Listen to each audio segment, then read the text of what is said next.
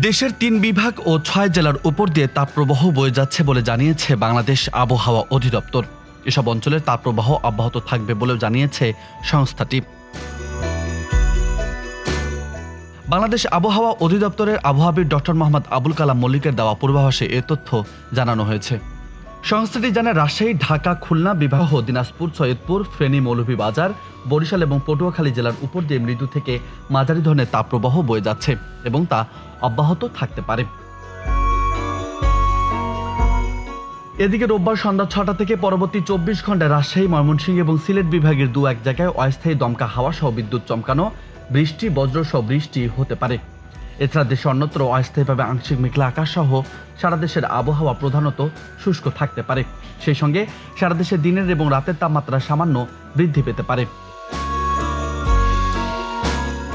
এছাড়া সোমবার সন্ধ্যা ৬টা থেকে পরবর্তী ২৪ ঘন্টায় রাজশাহী, রংপুর ও সিলেট বিভাগের দু এক জায়গায় অস্থায়ীভাবে দমকা হাওয়া সহ বিদ্যুৎ চমকানো, বৃষ্টি, বজ্র সহ বৃষ্টি হতে পারে। দেশে অন্যত্র অস্থায়ীভাবে আংশিক মেঘলা আকাশ সহ সারা দেশের আবহাওয়া প্রধানত শুষ্ক থাকতে পারে।